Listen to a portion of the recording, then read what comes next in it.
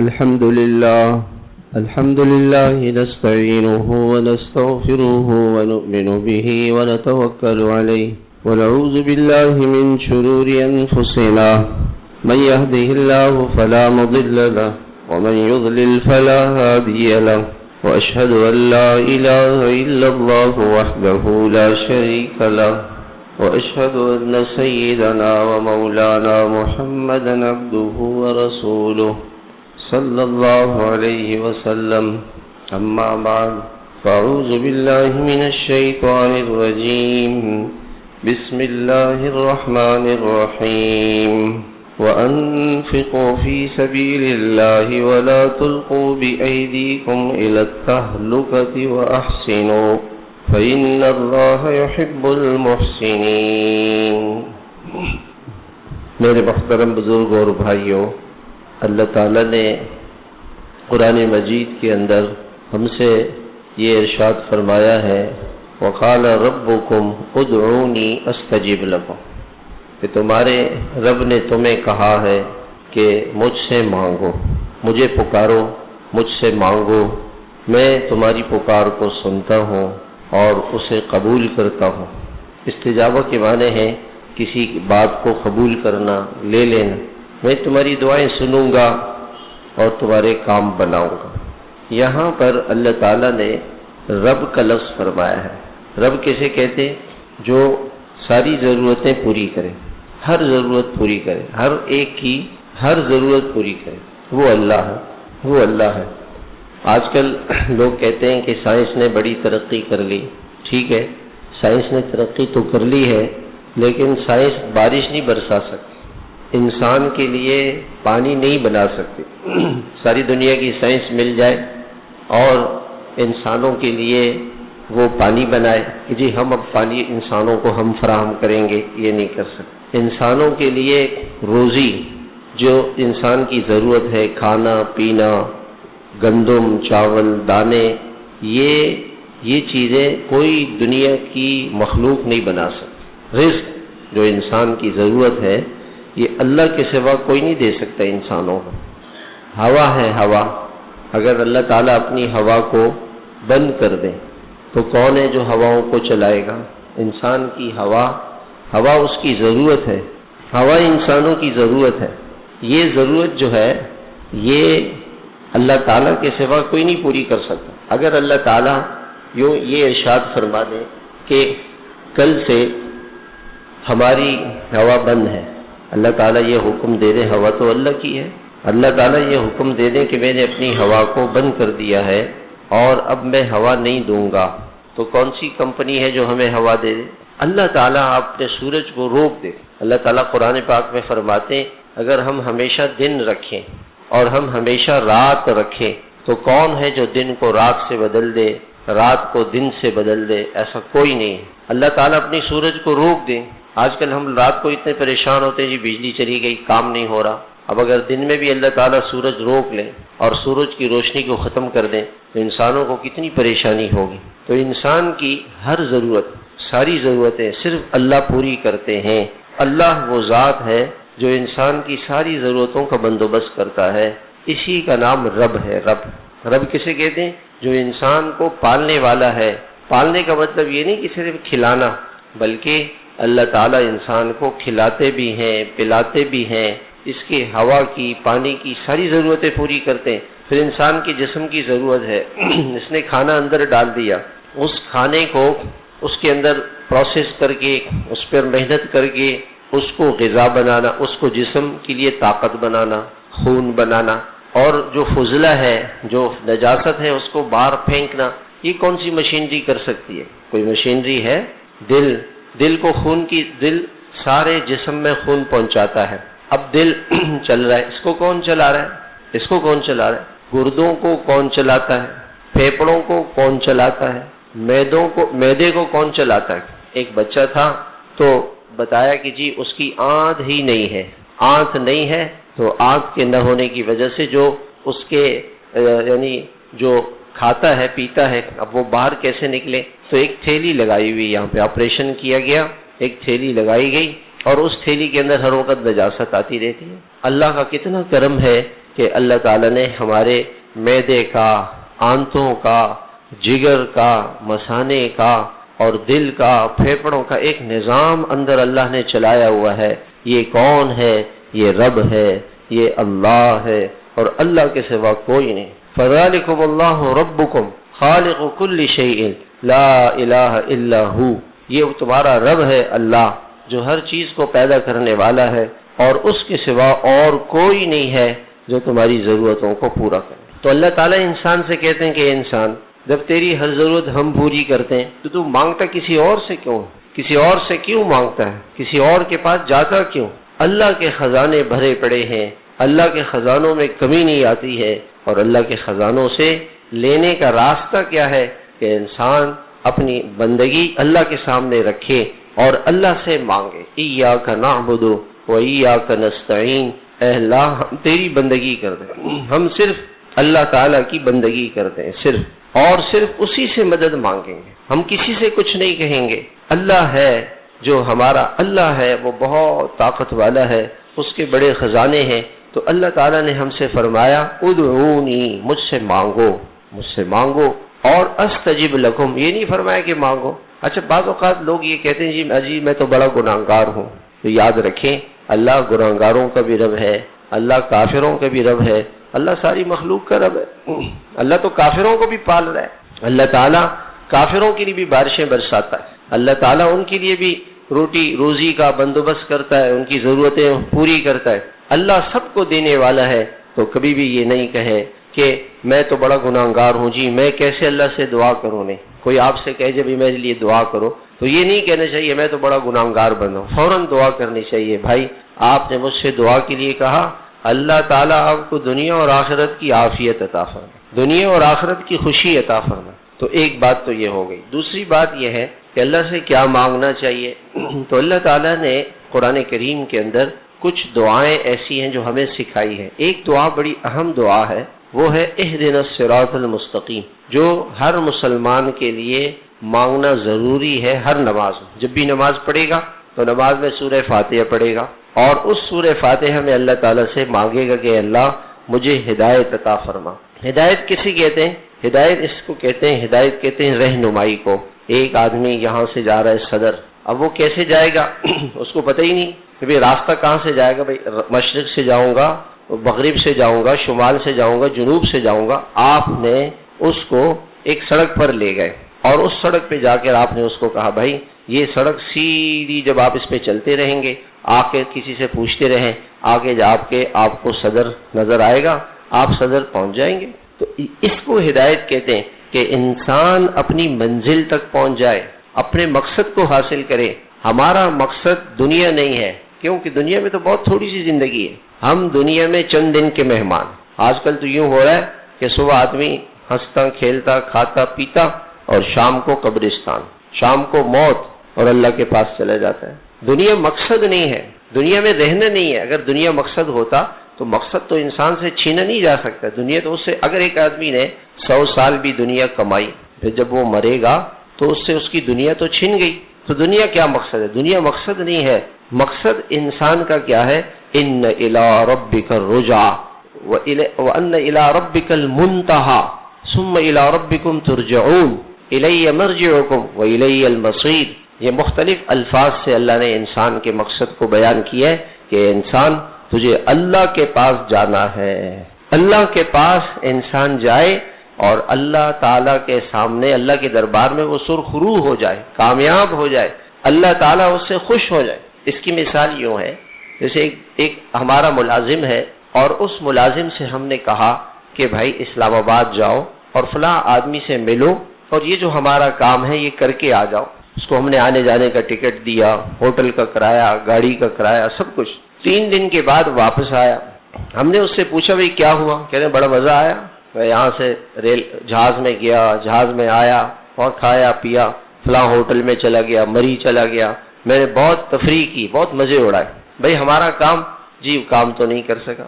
اب آپ بتائیں وہ مالک اس کے ساتھ کیا کرے گا؟ اس کو سزا دے گا، جوتے مارے گا کہ تم نالائق آدمی ہو، تمہیں ہم نے پیسے دیے، تمہیں ہم نے تمہاری ساری ضرورتوں کا بندوبست کیا اور تم سے کہا تھا کہ یہ کام کرو، تم نے وہ کیا نہیں۔ یہی مثال انسان کی ہے اللہ نے انسان کو دنیا میں کیوں بھیجا؟ کہ اللہ کو راضی کرے، اللہ تعالیٰ کو خوش کرے، اللہ کی مانے، اللہ کو مانے، اللہ کی بندگی کرے۔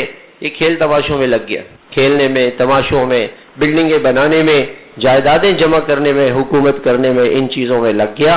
اور جب اس کی موت کا وقت آیا اور یہ اللہ کے پاس پہنچا تو اللہ تعالیٰ اس سے سوال کریں گے، میں نے دنیا میں تمہیں اپنی بندگی کے لیے بھیجا تھا، تم نے کیا کیا؟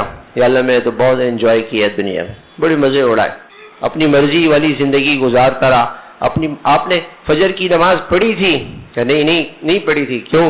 کراچی والے دیر سے سوتے تھے، میں دیر سے سوتا تھا، میری آنکھ نہیں کھلتی تھی۔ اب بتائیں، ایک آدمی آپ کا ڈرائیور ہو، آپ ڈرائیور سے کہیں کہ صبح 6 بجے آنا ہے، 8 بجے میری فلائٹ ہے، 7 بجے مجھے ایئرپورٹ پہنچنا ہے، وہ 6 بجے کے بجائے 8 بجے آیا، مالک اس کے ساتھ کیا کرے گا؟ بھائی تجھے کھلا رہا ہوں، پلا رہا ہوں، تنخواہ دے رہا ہوں تاکہ تو میری ضرورت کے وقت میں میرے کام کو کرے۔ اللہ تعالیٰ انسان سے پوچھیں گے، میں نے تجھے کھلایا تھا، پلایا تھا، آنکھیں دی تھی، زبان دی تھی، دل دیا تھا، سب کچھ دیا تھا، اور اس لیے دیا تھا کہ تو میری مان کے چلے، میری بندگی کرے، فجر میں میرے پاس آ جائے، فجر میں میرے پاس آئے، میرے دربار میں آئے، میرے سامنے ہاتھ پھیلائے، میرے سامنے سجدہ کرے، مجھے راضی کرے، مجھے خوش کرے۔ تو نے ایسا نہیں کیا۔ ظہر کی نماز کیوں نہیں پڑھی؟ ظہر میں آفس میں ہوتا تھا، مصروف ہوتا تھا، عصر کے وقت کلائنٹ آ جاتے تھے، گاہک آ جاتے تھے، مجھے وقت نہیں ملتا تھا، رات کو بہت تھکا ہوا ہوتا تھا۔ آپ نے دن کو قرآن پڑھا تھا؟ نہیں پڑھا تھا۔ آپ نے رمضان کے روزے رکھے تھے، گرمیوں کے روزے کیسے رکھ سکتا ہے آدمی؟ آپ نے اپنے مال کی زکوٰۃ صدقات ادا کی تھی؟ کہ اللہ میں تو نہیں کر سکا تھا۔ آپ بتائیں اللہ تعالیٰ اس کے ساتھ کیا کریں گے؟ ہمارے زندگی کا ایک مقصد ہے، ایک جہان اللہ نے ہمارے لیے بنایا، سورج ہمارے لیے، چاند ہمارے لیے، دن ہمارے لیے، رات ہمارے لیے، صبح اور شام ہمارے لیے، پانی ہمارے لیے، ہوائیں ہمارے لیے، رزق ہمارے لیے، اور ہم سے یہ کہا کہ 5 وقت میرے دربار میں آ کے میرے سامنے جھکو۔ مسلمان کہتے میرے پاس وقت نہیں ہے، وقت نہیں ہے۔ اللہ تعالیٰ فرماتے ہیں جھوٹ کیوں بولا تھا؟ کہ اللہ جھوٹ کے بغیر پیسے کون کما سکتا تھا؟ رشوت کیوں لی تھی؟ اللہ رشوت تنخواہ کم تھی، رشوت نہیں لیتا تو گزارا کیسے کرتا؟ آپ بتائیں یہ جواب اللہ کے یہاں چلے گا کہ میں نے رشوت اس لیے لی تھی کہ میرا گزارا نہیں ہوتا تھا؟ میرے محترم بھائی اور دوستو، ہماری زندگی کا ایک مقصد ہے، وہ اللہ ہے، وہ اللہ کی بندگی کرنا ہے۔ اہدنا الصراط المستقیم میں یہ دعا مانگی گئی کہ اللہ مجھے اپنی منزل پہ پہنچا دے۔ ہماری منزل جنت ہے، ہماری منزل اللہ ہے، اللہ کو پانا ہے، اللہ کو راضی کرنا ہے۔ ایک دن ایسا ضرور آنے والا ہے، ہم سب کے سب اللہ جل شانہ کے سامنے کھڑے ہو جائیں گے۔ یوم یقوم الناس لرب العالمین، رب العالمین کا دربار سجے گا، لگے گا، اللہ کا عرش سامنے ہوگا۔ ما منکم من احد الا سیکلمہ ربہ، ہر ایک سے اللہ تعالی براہ راست سوال اور جواب کریں گے۔ لیس بینہ و بینہ ترجمان، بندے اور اللہ کے درمیان کوئی ترجمانی کرنے والا نہیں ہوگا، کوئی ٹرانسلیٹر نہیں ہوگا، براہ راست 1 to 1 اس کی اللہ سے ملاقات ہوگی۔ اللہ تعالیٰ پوچھیں گے کہ بتاؤ تو نے مجھے راضی کیا تھا کہ نہیں کیا تھا؟ کیسی زندگی گزاری تھی؟ ہم سے سوال ہونے والا ہے، ہم سے پوچھ ہونے والی ہے۔ قیامت کب آئے گی؟ آج ہو سکتا ہے کہ کتنے انسان ایسے ہیں جو آج سورج کے ڈوبنے سے پہلے ان کے زندگی کا سورج ڈوب جائے گا، ہمیشہ کے لیے وہ اس دنیا سے کوچ کر جائیں گے، انتقال ہو جائے گا، کبھی اس جہان میں واپس نہیں آئیں گے، اور ان کو اللہ کے سامنے پیش کیا جائے گا۔ اللہ تعالیٰ پوچھیں گے کہ مجھے کتنا خوش اور راضی کیا تھا۔ آج تو انسان نے اللہ کو بائی پاس کیا ہوا ہے، اللہ کو نظر انداز کیا ہوا ہے۔ شادی آتی ہے، وہ کہتا ہے کہ جی شادی تو میں اپنی مرضی سے کروں گا، اپنی مرضی سے کروں گا، میں تو اپنی مرضی سے زندگی گزاروں گا، حلال ہو حرام ہو، جائز ہو ناجائز ہو، سچ ہو جھوٹ ہو، بس پیسہ ہو مال ہو دنیا ہو، اسی چکر میں لگا ہوا ہے۔ اور موت آتی ہے، موت آئے گی اور اللہ کے پاس جائے گا۔ اللہ تعالیٰ اس سے پوچھیں گے کہ بتاؤ تو نے مجھے راضی اور خوش کیا تھا یا نہیں؟ اس لیے آج ہمارے پاس موقع ہے، جس کو اللہ نے زندگی دی ہے وہ اللہ سے یہ دعا مانگا کرے، اہدنا الصراط المستقیم، کہ اے اللہ مجھے سیدھے راستے پہ چلا، مجھے اس راستے پہ چلا جس سے تو راضی ہوتا ہے۔ سچ کو اختیار کرے، جھوٹ کو چھوڑ دے، حلال کمائے، حرام سے بچے، زنا سے بچے، شراب سے بچے، نشے سے بچے، اللہ کی نافرمانی سے بچے۔ اللہ نے ایک بہت عظیم الشان ذات ہمیں دے دی ہے، حضرت محمد صلی اللہ علیہ وسلم، ان کو امام الانبیاء بنایا۔ آپ کو اللہ تعالیٰ بیت المقدس لے کے گئے اور سارے نبی صفوں میں کھڑے ہوئے ہیں۔ اب انتظار ہے کہ کون آگے جائے گا۔ جناب رسول اللہ صلی اللہ علیہ وسلم کو جبریل امین نے کہا، رسول اللہ آپ امامت فرمائیں گے، آپ کے سوا کوئی امام نہیں ہوگا۔ جب سارے نبی ان کے مقتدی اور ان کی بات ماننے والے، ان کے اشاروں پہ چلنے والے، تو ہم اور آپ ان کی زندگی کو کیوں چھوڑ دیں؟ ایک ذات ہے، صرف ایک ذات ہے جن کی اتباع کی جائے، جن کی غلامی کی جائے، جن کے پیچھے چلا جائے، جن کو خوش کیا جائے، جن کو راضی کیا جائے، وہ حضرت محمد صلی اللہ علیہ وسلم ہے۔ وہ حضرت محمد صلی اللہ علیہ وسلم ہے۔ ہمیں پوچھنا چاہیے، ہمیں معلوم کرنا چاہیے کہ اللہ کے رسول نے کیا کیا ہے، اللہ کے رسول نے کیسی زندگی گزاری ہے، ہمیں معلوم کرنا چاہیے۔ ہمیں اللہ کو صرف ایک نمونہ پسند ہے، وہ حضرت محمد صلی اللہ علیہ وسلم کا نمونہ ہے، بس، اور کوئی نمونہ نہیں ہے۔ صرف اللہ تعالیٰ یہ دیکھیں گے کہ اس انسان کی زندگی میں حضور صلی اللہ علیہ وسلم کے مبارک طریقے، آپ کی سنتیں، آپ کی ہدایات پر جو چلے گا وہ کامیاب ہوگا۔ آج ہمارے مسلمان بچوں کو یہی پتہ نہیں کہ حضور پاک علیہ السلام نے صبح کیسی کی ہے۔ ایک ڈاکٹر صاحب تھے، 80 سال ان کی عمر تھی۔ آج تو لوگ 40-50 سال میں بوڑھے ہو جاتے ہیں، کرسی پہ نماز پڑھ رہے ہوتے ہیں، 40 سال 50 سال۔ 80 سال ان کی عمر تھی، خود ڈرائیونگ کرتے تھے اور وہ پوری نماز کھڑے ہو کے پڑھتے تھے، لمبی نماز پڑھتے تھے، 2-2 3-3 گھنٹے کی نمازیں پڑھتے تھے، لمبی نماز پڑھتے۔ میں نے کہا ڈاکٹر صاحب آپ کی صحت کا راز کیا ہے؟ فرمانے لگے اللہ کا فضل ہے۔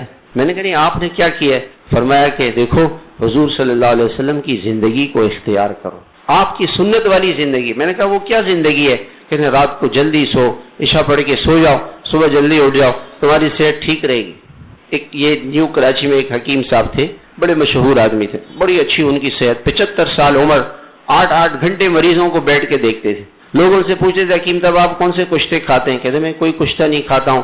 سارے حکماء، اطباء، طبیب، ڈاکٹر اس پر متفق ہیں، ان کا متفق ہے کہ رات کو سورج غروب ہونے کے فوراً بعد کھانا کھا لو، سورج غروب ہوتی کھانا کھا لو اور 2.5 گھنٹے کے بعد سو جاؤ، اور سورج طلوع ہونے سے 2.5 گھنٹے پہلے اٹھ جاؤ، عشاء پڑھ کے سو جاؤ، مغرب پڑھ کے کھانا کھا لو، عشاء پڑھ کے سو جاؤ، تہجد کے لیے صبح اٹھ جاؤ، کہتے آپ کو کوئی بیماری نہیں لگے گی۔ کہ سارے اطباء اس پر متفق۔ پھر ڈاکٹر صاحب سے میں نے کہا ڈاکٹر صاحب آپ کھانا کیا کھاتے ہیں؟ کہتے جو حضور نے کھایا ہے۔ فرمایا کہ آج کل لوگوں کو شوگر ہے، یہ گندم سے شوگر ہوتی ہے، حضور صلی اللہ علیہ وسلم نے جو کی روٹی استعمال کی، جو ہمیشہ آپ نے جو کھایا، بہت کم گندم کھائی آپ نے، جو کے روٹے میں شوگر کم ہے۔ جو کچھ حضور صلی اللہ علیہ وسلم 2 وقت کا کھانا کھاتے تھے۔ ڈاکٹر صاحب کہنے لگے 70% بیماریاں دیر سے کھانا، زیادہ کھانا، بے وقت کھانا، یہ اس وجہ سے ہیں۔ حضور صلی اللہ علیہ وسلم 2 وقت کا کھانا کھاتے تھے، صبح یا شام۔ صبح کا کھانا 9-10 بجے، رات کا کھانا عصر کے بعد یا مغرب کے بعد، بس۔ آپ دیکھو آپ کی صحت اچھی رہے گی۔ حضور صلی اللہ علیہ وسلم نے جو زندگی گزاری ہے، ایسی پیاری زندگی۔ ڈاکٹر صاحب کہنے لگے کہ بھینس کے دودھ میں، اونٹ کے دودھ میں فیٹ، چربی زیادہ ہوتی ہے، اس سے کم گائے کے دودھ میں ہوتی ہے، اس سے کم بکری کے دودھ میں ہوتی ہے، اور بکری کے دودھ میں آپ فیٹ ہوتی ہے، لیکن آپ صلی اللہ علیہ وسلم اس کی بکری کے دودھ میں پانی ملا کے پیتے تھے، یعنی 3 حصے دودھ اور 1 حصہ پانی۔ کہتے ہیں اگر ڈاکٹر یہ کہتے ہیں کہ اگر آپ بکری کا دودھ پئیں اور 3 حصے دودھ پئیں، 1 حصہ پانی پئیں، تو آپ کو کبھی دل کی بیماری نہیں ہوگی۔ آپ زیتون کا تیل استعمال کرتے تھے، زیتون کا تیل استعمال کرنے والا اس کو ہارٹ کی بیماری نہیں ہوگی۔ حضور صلی اللہ علیہ وسلم ایک زندگی لے کر آئے ہیں، آپ کی زندگی پڑھے اور سمجھے، اس کے مطابق زندگی گزارنے کی کوشش کرے۔ تو میرے بھائیوں، ہمیں اللہ نے کہا ہے کہ مجھ سے ہدایت مانگو۔ ہدایت کیا ہے؟ کہ ہم اللہ کے پاس جائیں، اللہ ہم سے خوش ہوں، اللہ ہم سے راضی ہوں، اللہ ہم سب کو عمل کی توفیق عطا فرمائے۔ سنت